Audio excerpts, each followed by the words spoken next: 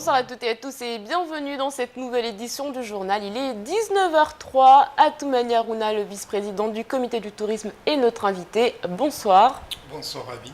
Nous reviendrons avec vous sur l'actualité et d'ailleurs voici les titres de ce mardi 2 septembre.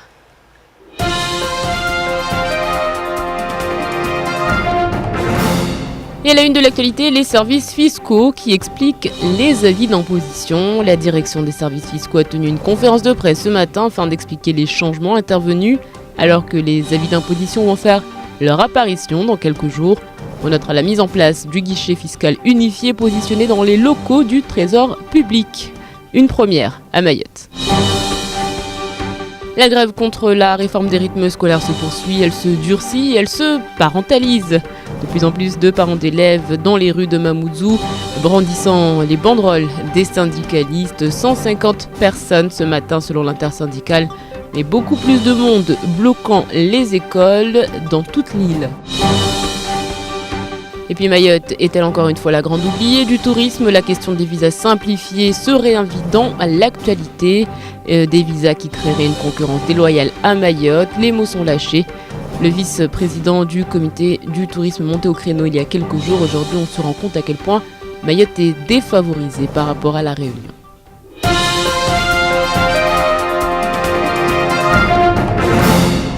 Atoumani Harouna, qui est donc, on le rappelle, notre invité.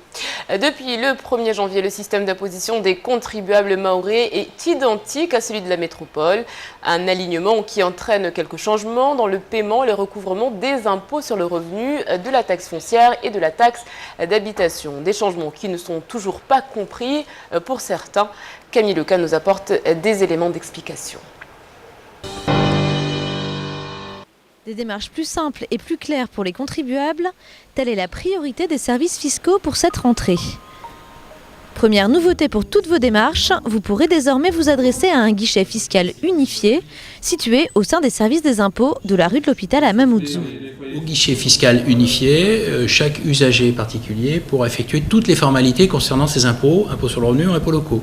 C'est-à-dire déposer ses déclarations, comme cela a été fait rue de l'Hôpital au mois de mai, et payer ses impôts, impôts locaux et impôts sur le revenu, également rue de l'Hôpital, contrairement à ce qui se faisait l'année précédente avec le paiement à la pairie départementale. Des ajustements dans le traitement des dossiers sont encore en cours, alors si vous attendez toujours votre avis d'imposition, pas d'inquiétude, tout est normal.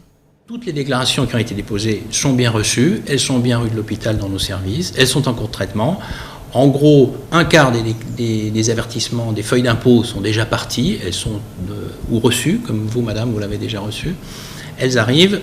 Une autre partie des feuilles arrivera mi-novembre et le reste arrivera en tout début d'année 2015 avec un paiement au 15 mars pour les derniers qui recevront leurs documents. Donc ne vous inquiétez pas si vous n'avez pas reçu votre feuille avant la fin de l'année 2014. Autre nouveauté, la possibilité de choisir la mensualisation.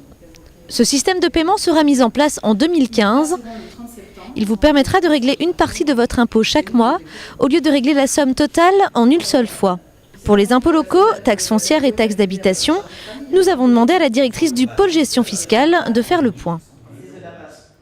Alors la taxe foncière est due par le propriétaire. C'est la règle qui va pour les deux impôts fonciers bâtis et non bâtis.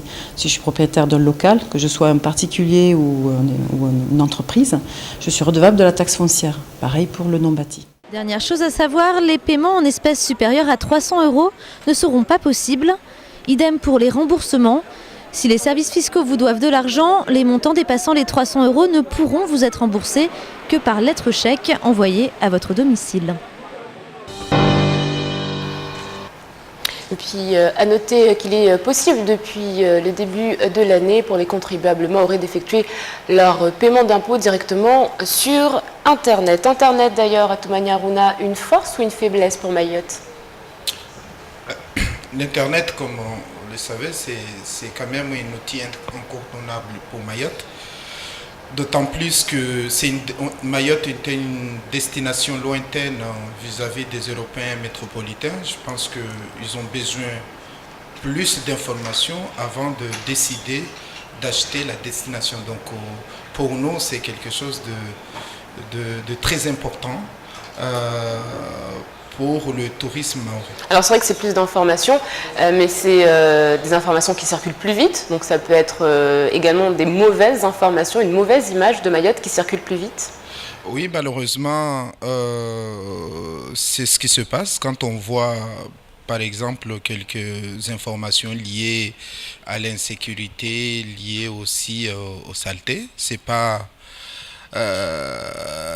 parce que, en tout cas, l'impression des gens, une fois sur place, qu'ils nous donnent, mais c'est vrai que ça leur fait peur quand ils sont loin de Mayotte. Je pense que c'est à nous, les services, de montrer le contraire, en fait, de ce que les autres montrent aux futurs visiteurs de Mayotte. Nous aurons l'occasion d'y revenir. Dans l'actualité également, cette grève qui se poursuit après une semaine de contestation. La grève contre les rythmes scolaires ne faiblit pas. Toujours plus de parents d'élèves s'installent au niveau du vice-rectorat ainsi que de la mairie de Mamoudzou. L'intersyndicale qui, elle, appelle à un nouveau blocage des écoles. Abbas Alidi et Camille Leca.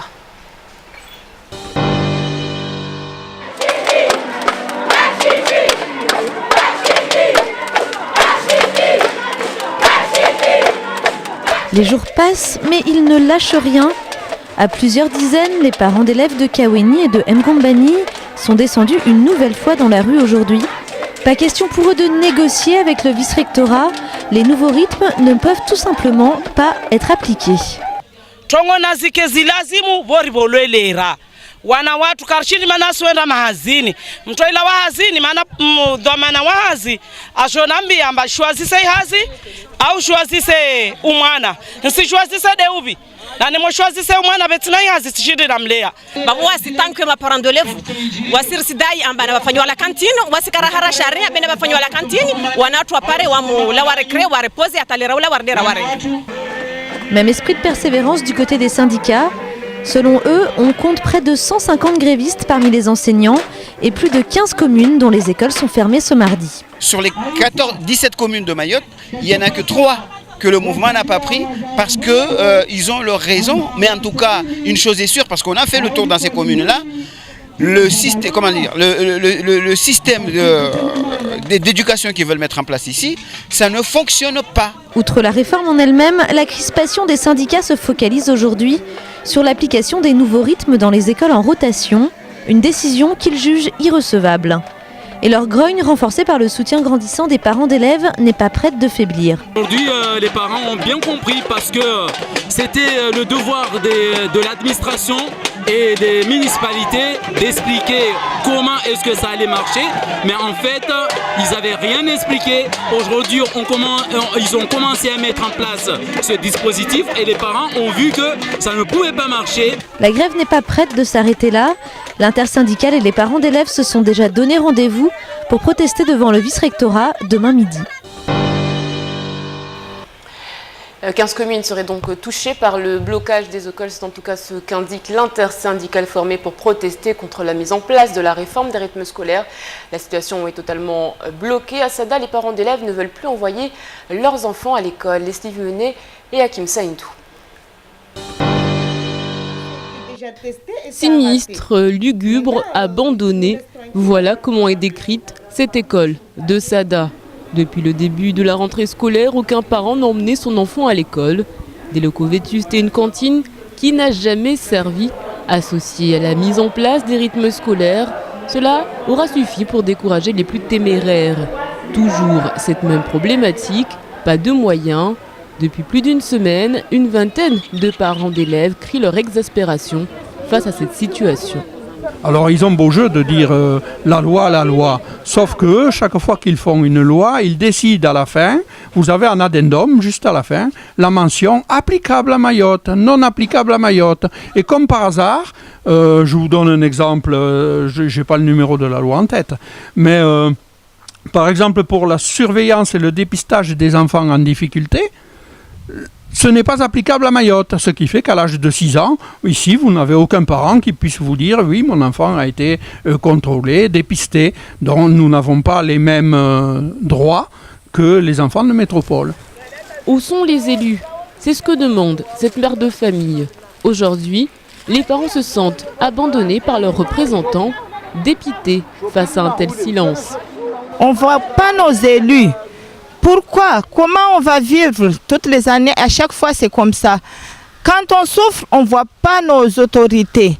Alors, nous lançons appel à les autorités, c'est-à-dire les sénateurs, les députés de Mayotte, les conseils généraux, à regarder notre dossier, à venir vers les parents d'élèves par rapport à notre situation. Des parents qui pourraient dès demain rejoindre les rangs des grévistes à Mamoudzou. Une réunion a eu lieu avec la mairie de Sada. Un dialogue de sourds pour certains, mais un dialogue tout de même qu'il ne faut pas négliger. Un climat social tendu à Toumani Harouna, c'est pas très vendeur pour l'extérieur. Tu sais, les pressions que les touristes de passage chez nous, ils se rendent compte qu'ils sont vraiment en France, parce que c'est le pays qui râle le plus, qui se plaint le plus. Mais ici, cette fois-ci, c'est avec une bonne cause. Moi, mon regret, c'est que on nous a dit depuis assez quand même longtemps de ces problématiques. Il y avait un temps de dialogue. Je suis vraiment là-dessus de voir que nos enfants, dès la rentrée, 2 semaines déjà, qu'ils ont raté. Donc c'est le seul problème, c'est qu'on aurait dû anticiper, je crois, depuis 1 an, ce genre de manifestations et des revendications de nos droits, bien sûr, envers nos élus. Et aujourd'hui, qui perd, c'est nos enfants qui sont perdants. Alors on l'a entendu avec ce parent d'élève, il y a des lois applicables à Mayotte, d'autres qui ne sont pas applicables à Mayotte. On a l'impression que c'est vraiment récurrent. Ben, c'est récurrent, c'est vrai, on reviendra tout à l'heure par rapport à nos mécontentements, mais encore une fois, il faut savoir aussi de temps en temps anticiper, c'est prévoir.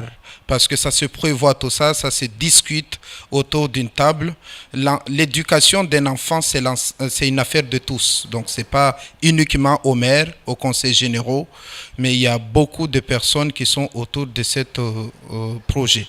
Et puis sachez par ailleurs que le successeur de Jacques Witkowski est arrivé aujourd'hui à Mayotte. Le nouveau préfet de Mayotte, Seymour Morsi, a officiellement pris ses fonctions le 1er septembre. Il est donc arrivé en pleine crise sociale, une crise qui bouscule l'île.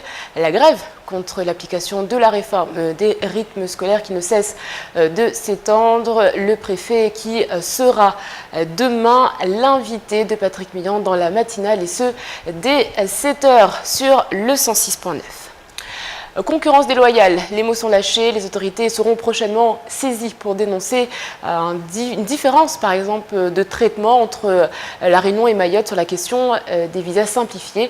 Le vice-président qui a dénoncé il y a quelques jours cet état de fait, il est rejoint par de nombreux opérateurs touristiques. Shakila Issouf.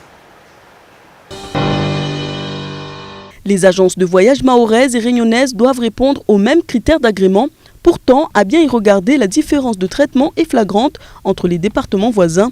Selon certaines sources, les visas simplifiés par agence n'étaient pas éligibles à Mayotte, dans la mesure où l'immigration clandestine y était déjà très forte. Cet argument avait été produit autrefois par les autorités pour la Réunion, la Guadeloupe, la Martinique et la Guyane, avant de voler en éclats. À ce titre, la Guyane, le 2e territoire français le plus touché par le flux migratoire, a été rendu éligible au dispositif de visa simplifié. Alors, pourquoi pas Mayotte ? Si c'est pas bénéfique pour tout le monde, c'est sûr que c'est pas forcément bien. Et sachant qu'il est instauré juste pour privilégier ceux qui ont des agences chez eux et qui sont plus développés qu'ici à Mayotte. Le préjudice est là pour les opérateurs du tourisme, et alors que les élus du Conseil général et le port de Longoni veulent s'étendre sur le canal du Mozambique sans visa simplifié, difficile d'étendre les échanges à la région. Il faut faire en sorte que les personnes qui ont un fort pouvoir d'achat puissent accéder à Mayotte sans être contraints de poursuivre des procédures longues et contraignantes pour pouvoir venir quelques jours ici. Je pense qu'il faut simplifier la chose, comme chez nos voisins par exemple, où le visa, tu le fais au poste frontière. Grâce à cette plateforme des visas simplifiés dont est exclu le département, La Réunion devient alors le hub des destinations océan Indien. Le plus triste vient du fait que Mayotte fait partie du concept Ilvani qui doit faciliter les procédures et les échanges. Il semblerait que ce ne soit pas le cas.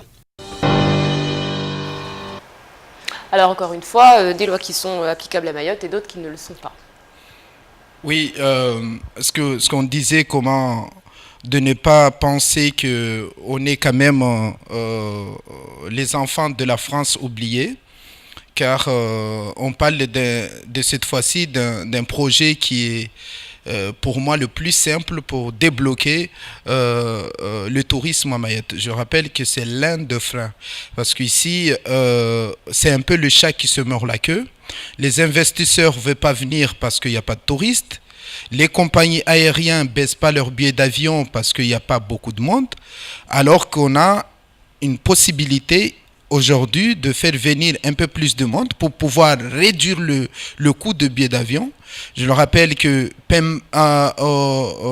EWA vient de faire un voyage de presse il n'y a pas très longtemps à Pemba et Dar es Salaam. Et on a aussi Kenya Airways qui dessert un peu l'Afrique aussi. Donc c'était pour nous une chance de pouvoir aussi accueillir des étrangers qui ont des moyens, parce qu'il s'agit ici, c'est pas n'importe quel étranger. Je rappelle que je suis pas ici pour le visa baladure ni le visa social. Il s'agit d'un visa économique. On a besoin de développer le tourisme, mais aussi les porteurs de projets qui sont là depuis des années, qui puissent rentabiliser leur activité en bon océan. Alors on va rappeler ce qu'est le visa simplifié, un visa dont bénéficie la Réunion notamment, et un dispositif où Mayotte est exclu. Tout à fait, d'autant plus qu'il s'agit ici de rappeler qu'en 2 années consécutives, en février 2013 et en juin 2014, on a vu le renouvellement ministériel concernant ce dispositif. Parmi les projets aussi qu'on a essayé tant de mal en parler, c'est dans le cadre des Ilvani. Les Ilvani, je rappelle, c'est les offices de tourisme ultramarins qui se sont réunis pour mutualiser leurs forces et les moyens pour pouvoir aider leurs destinations touristiques. Et on voit aujourd'hui Mayotte qui commence à intégrer bien ce dispositif en étant déjà aux Seychelles, on était déjà à Maurice, et aujourd'hui on se rend compte que ces gens-là, on ne peut pas les inviter ici à Mayotte, mais il n'y a que nous qui de temps en temps va chez eux dépenser de l'argent et non pas ce public-là. À qui cela profite finalement que Mayotte soit exclue?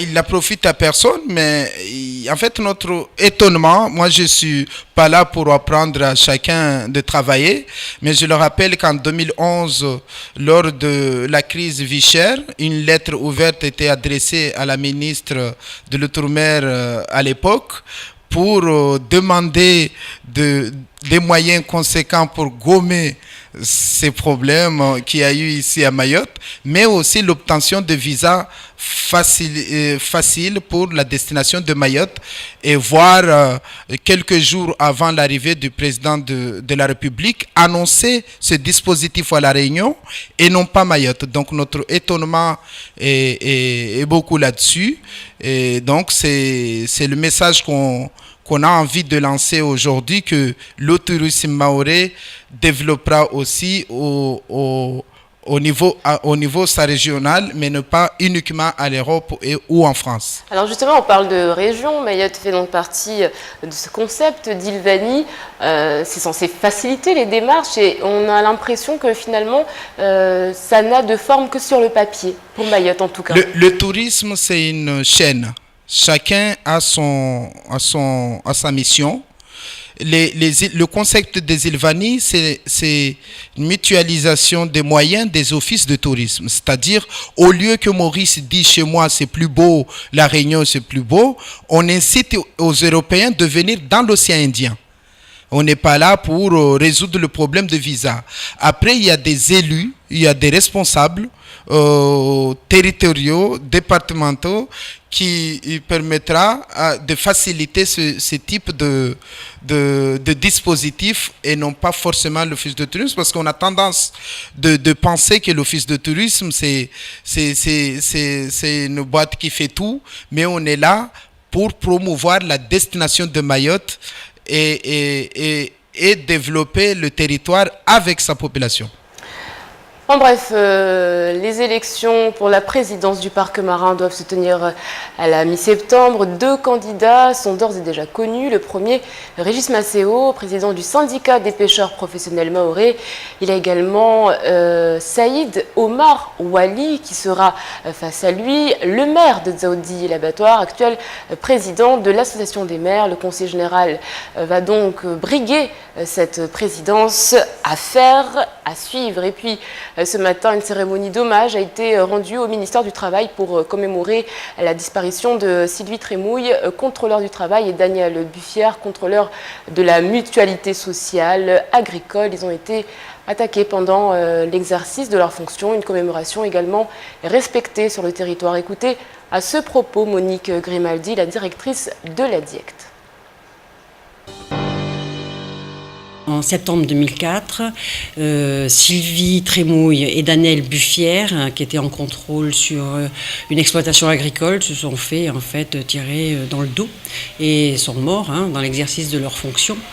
Et donc du coup, le ministre François Rebsamen, ministre du Travail, de l'Emploi, de la formation professionnelle et du dialogue social, a souhaité commémorer ce meurtre pour ne pas oublier l'action des agents de contrôle et surtout justement pour commémorer la disparition de ces 2 personnes.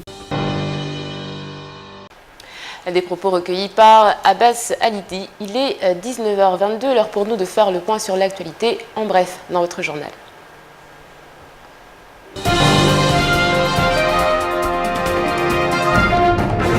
La mairie de Mamoudzou planche sur une augmentation des effectifs de la police municipale. Objectif de cette mesure envisagée, permettre aux policiers municipaux d'occuper en permanence le terrain 24 heures sur 24 et 7 jours sur 7 afin de venir en renfort de la police nationale. L'installation de caméras de surveillance sur le territoire du chef-lieu fait également partie des projets de l'hôtel de ville qui veut mettre un frein à l'insécurité. Les premières avancées devraient apparaître dans le courant de l'année 2015, annonce Bakar Ali Boto, premier adjoint au maire.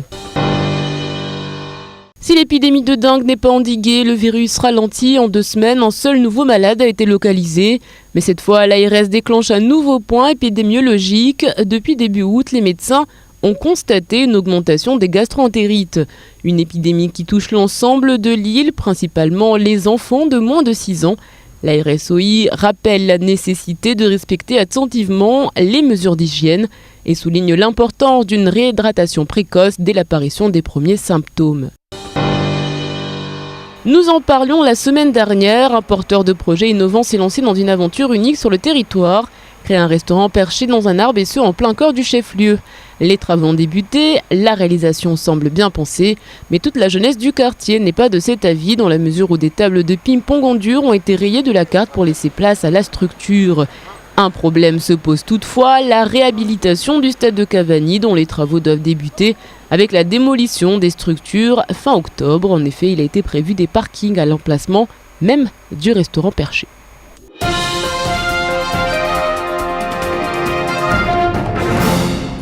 La semaine dernière, nous vous parlions de ce feuilleton que nous connaissons. Reste à savoir alors comment s'occuper lorsqu'il n'y a rien à faire. Et bien Nassourdine et ses amis ont trouvé la solution et l'ont expliqué à Shakila Issouf.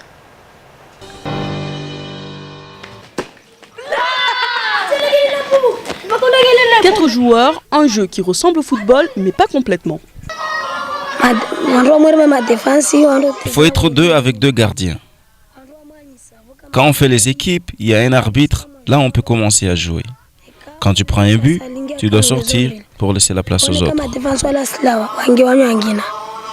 Nassourdine et ses amis ne voient pas le temps passer pourvu qu'il y ait un ballon. L'important c'est de retrouver les copains et de passer du temps ensemble.